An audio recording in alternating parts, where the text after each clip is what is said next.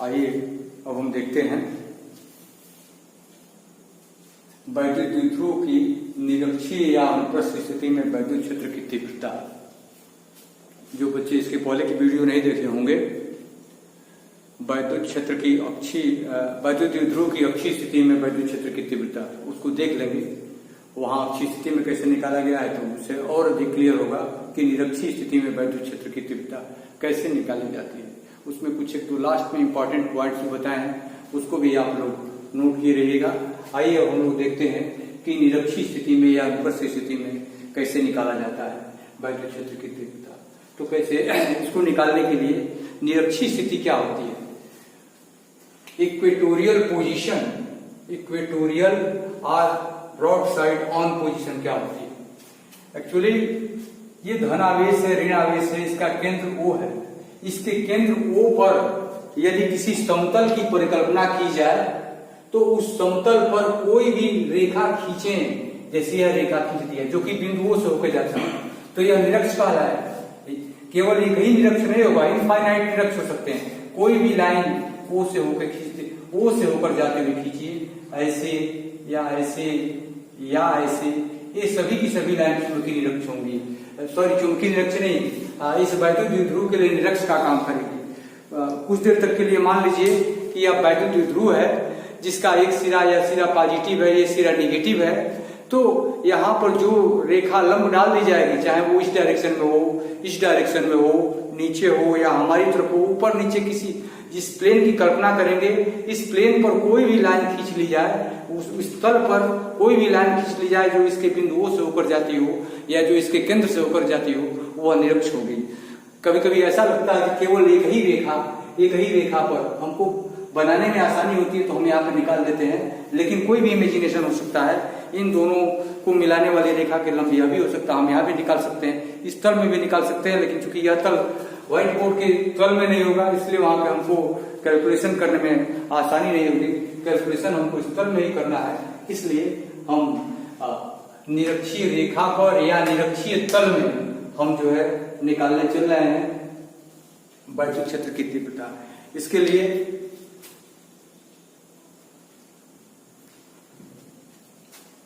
माना कि ये प्लस क्यू है और यह माइनस क्यू है, इन दोनों के बीच की दूरी 2a, यह दूरी a है और यह दूरी भी जो है a है, और इसके मध्य बिंदु यह बिंदु O है।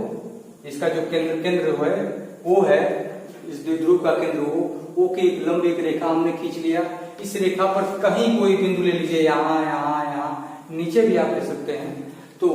तो हमने यहाँ पे मान लिया कि यहाँ पे बिंदु B है, जिस पर इस वैद्युत द्विध्रुव के कारण अर्थात धन आवेश के कारण और ऋण आवेश के कारण जो वैद्युत द्विध्रुव आता है उसका परिणामी निकालना है। उसका परिणामी कितना होगा उसके, तो यहाँ पर सबसे पहले आप कैलकुलेट करेंगे कि अगर यह दूरी ये है तो जो ये निरक्ष होगा, इस निरक्ष पर कोई भी पॉइंट ले लिया जाए यहाँ से, तो यह दूरी यहाँ से खींची गई ये दूरी और यहाँ से खींची गई ये दूरी, ये दोनों दूरियां बराबर होंगी। ये दूरी और ये दूरी दोनों बराबर हो गई यदि, तो आइए देखते हैं पाइथागोरस के प्रमेय से। यह समकोण त्रिभुज है, समकोण त्रिभुज में यहाँ पर PV = हो जाएगा √r² + a²। ये लंब है, ये आधार है, तो लंब का वर्ग धन आधार का वर्ग, फिर करनी भी ले लेंगे तो ये हमारी भुजा PV निकल जाएगी। आपको बताने की आवश्यकता नहीं है, आप जानते हैं मैथमेटिक्स में, हाई स्कूल की मैथमेटिक्स है ये, तो ये बहुत आसान है। उसमें मान लीजिए कि यह कोण थीटा है, this angle is equal to theta. अब यहाँ धन आवेश के कारण इस बिंदु P पर ये मिलाने वाली रेखा थोड़ा तिरछा बन गया है, ये मिलाने वाली रेखा पर बिंदु P से इसको मिलाने वाली रेखा पर बाहर की तरफ होगा।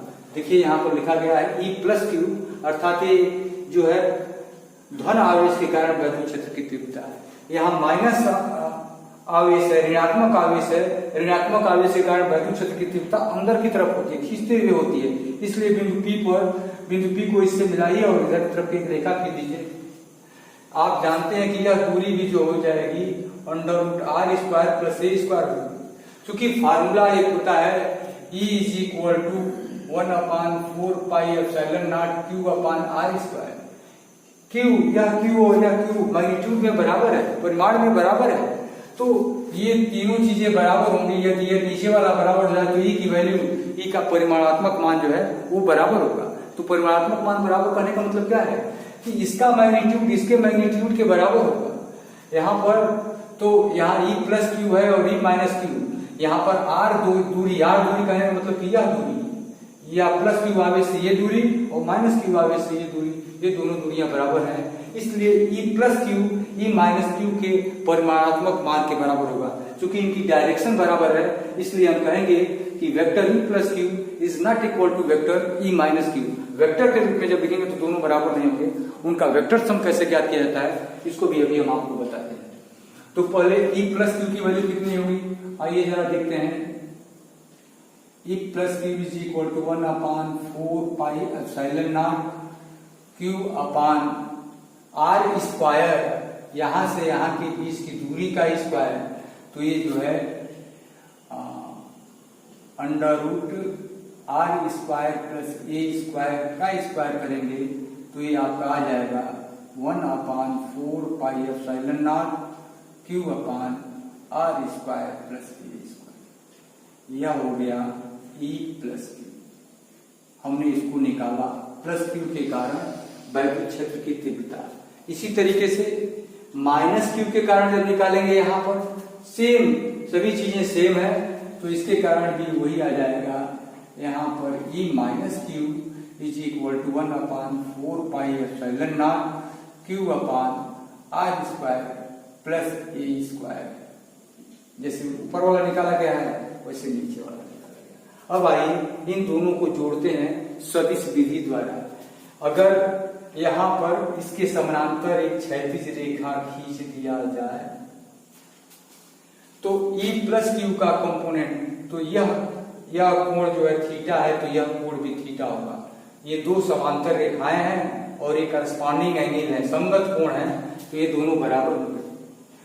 तो ये थीटा, तो इस डायरेक्शन में जब इसका कंपोनेंट निकालेंगे तो ये हो जाएगा ई प्लस क्यू नीचे लिखेंगे हम,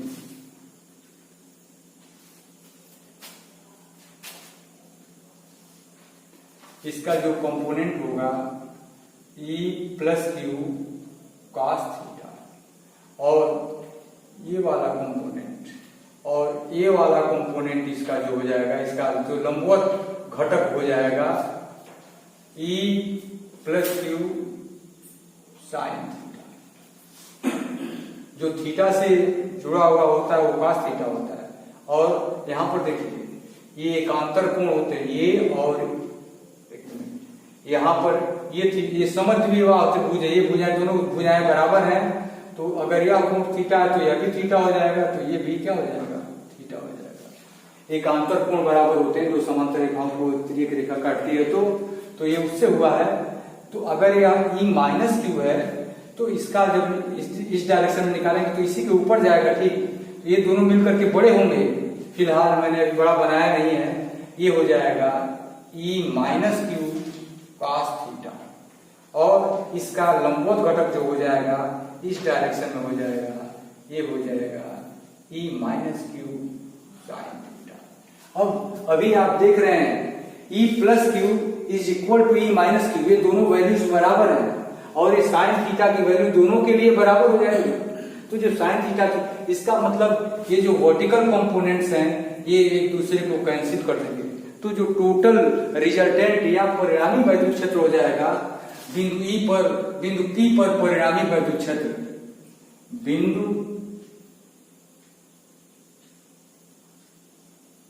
P पर परिणामी वैद्युत क्षेत्र, यहां पर टोटल E बराबर E plus Q cos theta plus E minus Q cos theta.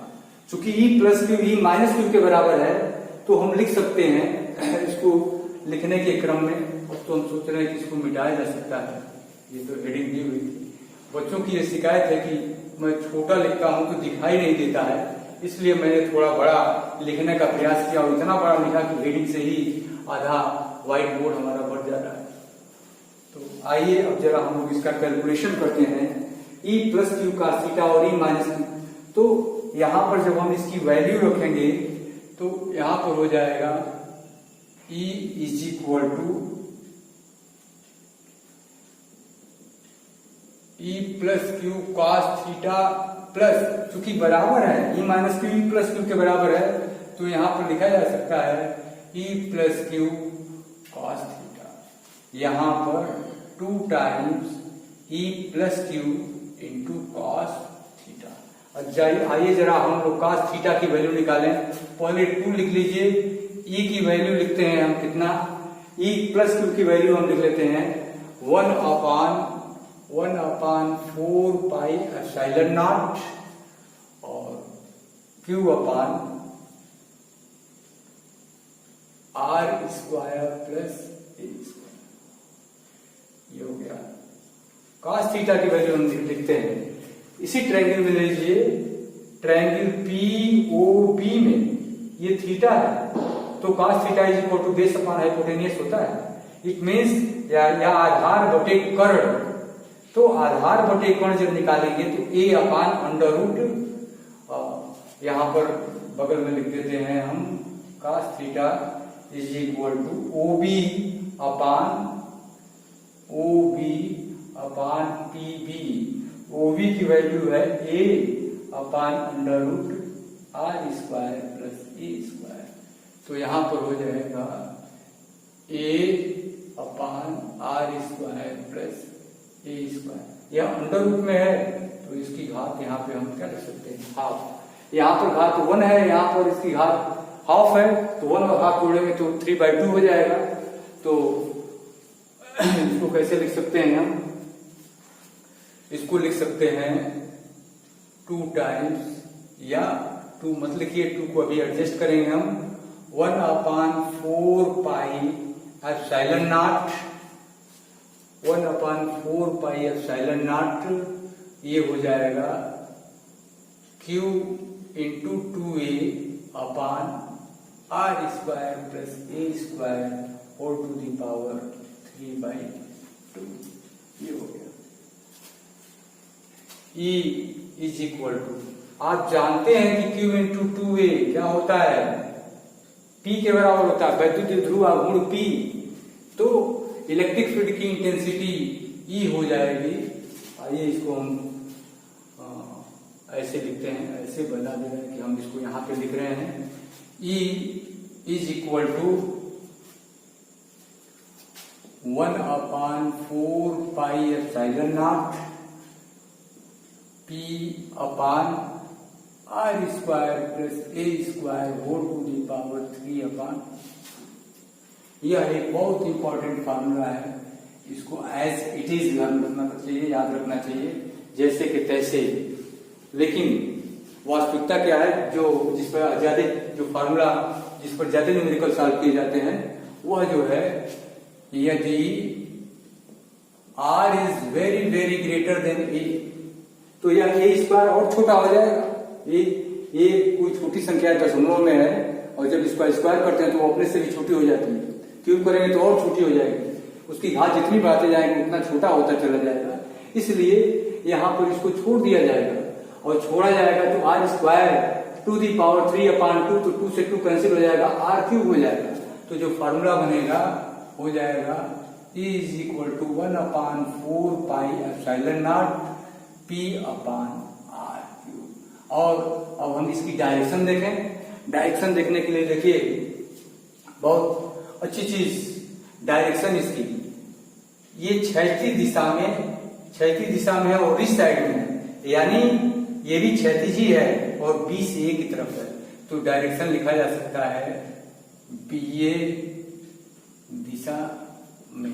एक बहुत इंपॉर्टेंट चीज जो मुझे बतानी थी वो ये कि यहां पर वैद्युत क्षेत्र, वैद्युत द्विध्रुव आघूर्ण की दिशा P की दिशा जो है वो इस दिशा में, ऋण से धन आवेश की तरफ, और जो रिजल्टेंट इलेक्ट्रिक फील्ड है उसकी डायरेक्शन इस दिशा, देख रहे हैं ना, ये इस दिशा में जा रहा है, यानी धन से ऋण आवेश की तरफ होगी। इसको याद रखिएगा क्योंकि इसके बाद अगले लेक्चर में इसकी आवश्यकता पड़ेगी कि ये वैद्युत ध्रुव आघूर्ण की दिशा ऋण से धन की तरफ है, लेकिन इस दिशा में जो रिजल्टेंट इलेक्ट्रिक फील्ड है, इन दोनों का रिजल्टेंट इलेक्ट्रिक फील्ड, जैसे इन दोनों को दो वेक्टर हैं, इनको जोड़ा जाएगा वेक्टर विधि से, तो इसके समानांतर इसको बना लीजिए और इसके समानांतर इसको बना लीजिए, इसके समानांतर ये, तो ये हो जाएगा जो इन दोनों के कटान बिंदु से होकर जाने वाला परिणामी होगा ये जो वेक्टर होगा, this is the resultant vector, क्योंकि इन दोनों को जोड़ा जाएगा तो अपने लाइन का दोगुना हो जाएगा, अपने परिमाण का दोगुना हो जाएगा, तो यह रिजल्टेंट वेक्टर होगा जिसकी दिशा धन से ऋण की तरफ। और ये पिछले वाले में बताया गया था, अक्षीय स्थिति में जिस डायरेक्शन में P होता है उसी डायरेक्शन में E होता है, लेकिन निरक्षीय स्थिति में जिस डायरेक्शन में P होता है उसके अपोजिट डायरेक्शन में E होता है। इसको आप लोग याद रखेंगे।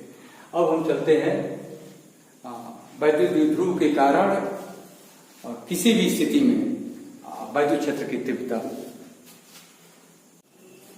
अभी आप लोगों ने वैद्युत द्विध्रुव की निरक्षीय स्थिति में देखा, अर्थात इस द्विध्रुव के निरक्ष पर यहाँ पर कितना वैद्युत क्षेत्र की तीव्रता थी। एक बार इसके पहले वाले लेक्चर में आपने देखा था कि इसके अक्ष पर कितना हो, लेकिन अक्ष और निरक्ष को छोड़कर यदि किसी ऐसे पॉइंट P पर, यहाँ पर मान लीजिए पॉइंट P है, इस पॉइंट P पर निकालना हो वैद्युत क्षेत्र की तीव्रता, जो कि इसके यहाँ पर केंद्र, द्विध्रुव के केंद्र O से थीटा कोण बनाता हो और यह r दूरी पर स्थित हो, केंद्र से जो है r दूरी पर स्थित हो, तब इसको आप कैसे निकालेंगे वैद्युत क्षेत्र की तीव्रता। यहाँ पर यदि थीटा की वैल्यू 0 कर दिया जाएगा तो यह पॉइंट P इसके अक्ष पर चला आएगा, थीटा इज इक्वल टू 90 कर दिया जाएगा तो यह पॉइंट P इसके निरक्ष पर चला जाएगा, थीटा इज इक्वल टू 120 कर दिया जाएगा तो वो पॉइंट इधर तरफ आ जाएगा। तो यह एक व्यापक फार्मूला बनेगा, एक जनरल फार्मूला हम लोग याद करेंगे इलेक्ट्रिक फील्ड निकालने का, और किसी भी पॉइंट पर रखा रहेगा। इसकी सहायता से हम देखेंगे कि अक्षीय स्थिति में भी फार्मूला वही आएगा जो कि हमने निकाला है, और निरक्षीय स्थिति में भी फार्मूला वही आएगा जिसको कि अभी हमने ज्ञात किया है। तो आइए इसको हम निकालने का प्रयास करते हैं या बताने का। इस फिगर को पहले समझ लीजिए, थोड़ा सा कॉम्प्लिकेटेड यहाँ पर बन गया है, स्ट्रक्चर दिखाई दे रहा है, इसके लिए हम पहले यहाँ पर बता देते हैं, फिर इसके बाद इसको हम समझने का प्रयास करेंगे। आइए ये देखिए, आपका ये प्लस चार्ज है और ये माइनस चार्ज है, इन दोनों को मिलाने वाली रेखा आपकी अक्ष हो गई, ये इसका केंद्र हो गया, और इस केंद्र से r दूरी पर कोई स्थित बिंदु P है, इस बिंदु P पर वैद्युत क्षेत्र की तीव्रता। आप जानते हैं कि वैद्युत द्विध्रुव आघूर्ण की दिशा प्लस से माइनस की तरफ, वेक्टर P की डायरेक्शन माइनस से प्लस की तरफ होती है। कहीं मान लीजिए, या वैसे आपको समझाने के लिए बताया जा रहा है कि मान लीजिए यही वेक्टर P है, तो थीटा के एलाम इसका जब घटक निकालेंगे, कंपोनेंट निकालेंगे, तो ये हो जाएगा P cos थीटा, और इसके परपेंडिकुलर डायरेक्शन में निकालेंगे तो ये हो जाएगा P sin थीटा। अर्थात इसका दो घटक हो गया, एक P cos थीटा, एक P sin थीटा। एक द्विध्रुव आघूर्ण इस दिशा में और एक द्विध्रुव आघूर्ण उसके लंबवत दिशा में। आप कुछ देर तक के लिए मान सकते हैं, अगर द्विध्रुव आघूर्ण इधर से इधर की तरफ है, इसका मतलब यह है कि इधर धन आवेश होगा और इधर कौन सा आवेश होगा, ऋण आवेश। तभी तो द्विध्रुव आघूर्ण की दिशा इधर से इधर की तरफ हुई है। अर्थात इसी एक द्विध्रुव को दो द्विध्रुवों में हम बांटेंगे, सपोज दैट कि यह पॉइंट A है या B है, तो यह हो जाएगा A1 और इसको यह हो जाएगा B1। एक द्विध्रुव यह हो गया, दूसरा द्विध्रुव इसका परपेंडिकुलर कंपोनेंट लेंगे, इस लाइन के, इस रेखा के लंबवत कंपोनेंट लेंगे तो इसकी दिशा ऐसे आ रही है, और यह P का थीटा से जुड़ा हुआ कंपोनेंट P का थीटा होता है, परपेंडिकुलर कंपोनेंट जो है वो P sin थीटा होता है।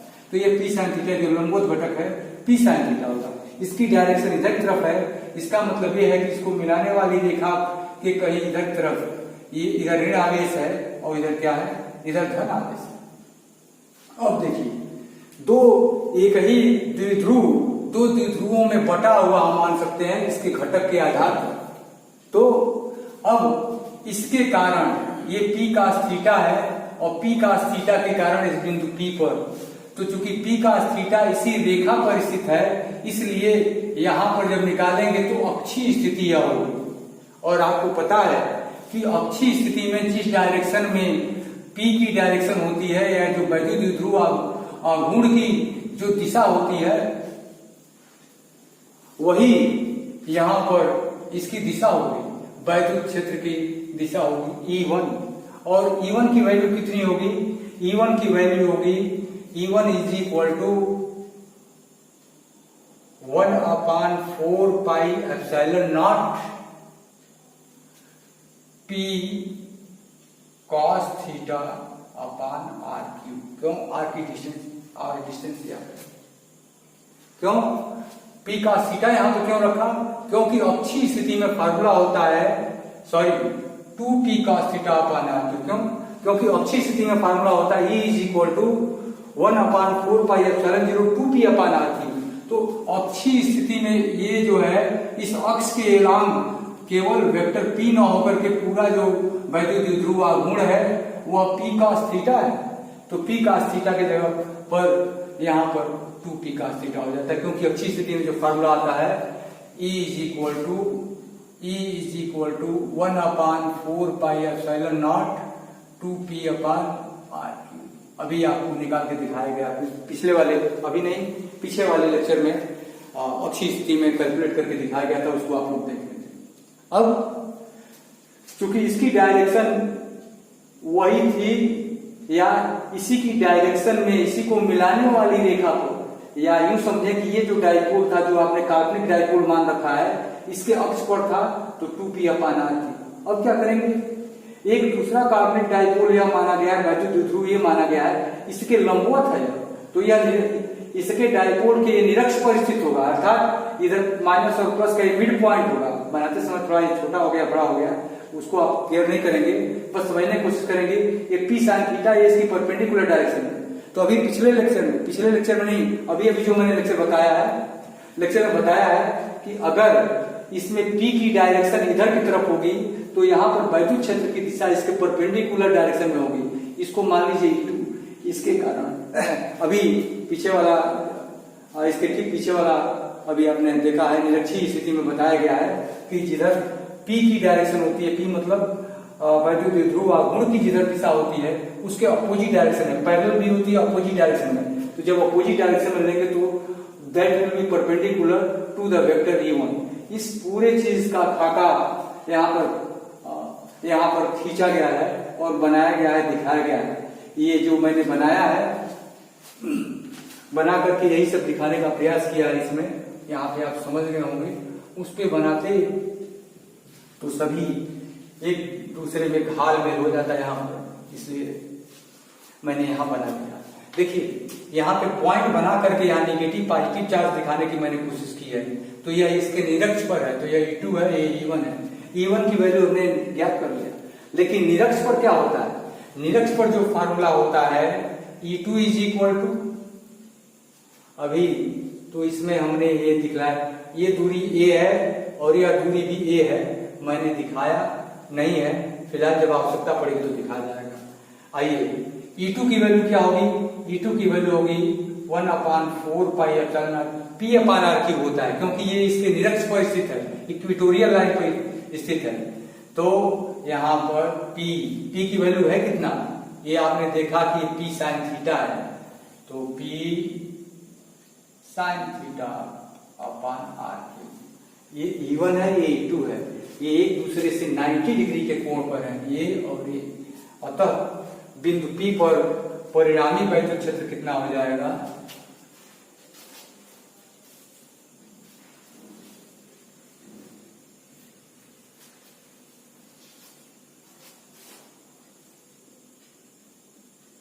अतः बिंदु P पर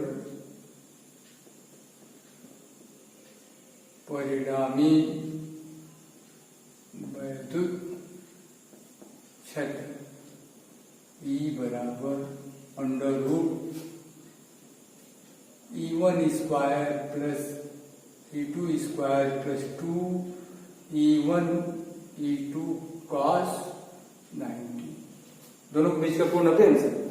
तो ये तो 0 हो जाएगा, E1 स्क्वायर E2 स्क्वायर, तो यहां पर वैल्यू रख दीजिए आसानी से। तो ये हो जाएगा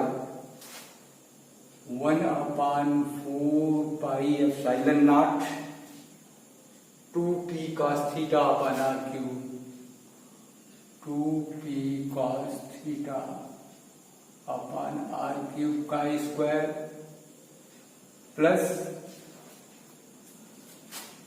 1/4 pi epsilon naught p sin theta upon r cube का स्क्वायर। यहां पर बच्चों ये स्क्वायर है 1/4 pi epsilon naught p upon r cube हम कॉमन ले लेंगे, इसमें भी वही है और इसमें भी वही है, क्योंकि स्क्वायर है और जब रूट से बाहर निकलेगा तो हो जाएगा 1/4 pi epsilon naught p upon r cube, और ये हो जाएगा अंडर रूट, यहां पर 2 cos थीटा बचेगा, 2 cos थीटा का जब स्क्वायर करेंगे तो ये हो जाएगा 4 cos square theta plus sine square theta. इसमें से एक cos थीटा लेकर के इसके साथ जोड़िए तो ये हो जाएगा 1/4 pi epsilon naught p upon r cube under root 3 cos square theta plus cos square theta 4 cos square theta हो जाएगा और प्लस साइन स्क्वायर थीटा। ये cos square theta plus sine square theta is equal to 1, तो ये हो जाएगा is equal to 1/4 pi epsilon naught p upon r cube और ऊपर हो जाएगा under root 3 cos square theta, 3 cos square theta plus 1। ये फार्मूला हो गया इसके लिए कि किसी भी कोण थीटा पर अक्षीय स्थिति में p cos थीटा, अब ये अक्षीय स्थिति में क्या कैसे निकालेंगे? अक्षीय स्थिति के लिए अक्षीय स्थिति में थीटा इज इक्वल टू 0, तब E इज इक्वल टू, जगह कम इसलिए मैं इसको डायरेक्ट स्टार्ट कर रहा हूं, थीटा इज इक्वल टू 0 होगा तो cos 0 की वैल्यू 1, और जब cos 0 की वैल्यू 1 हो जाएगी तो 3 हो जाएगा, 3 + 1 कितना हो जाएगा 4, और 4 जब स्क्वायर रूट से बाहर आएगा तो 2 हो जाएगा, तो क्या हो जाएगा E is equal to 1/4 pi epsilon naught 2p upon r cube. और निरक्षीय स्थिति में क्या हो जाएगा? निरक्षीय स्थिति में theta is equal to 90 degree, तब E इज इक्वल टू, देखो क्यों theta is equal to 90 degree, cos 90 की वैल्यू 0, तो ये केवल 1 है, तो 1 का स्क्वायर रूट से बाहर आएगा तो 1 ही रहेगा, तो ये केवल p अपन r क्यूब रहेगा, इसलिए E is equal to 1/4 pi epsilon naught और p अपन r क्यूब।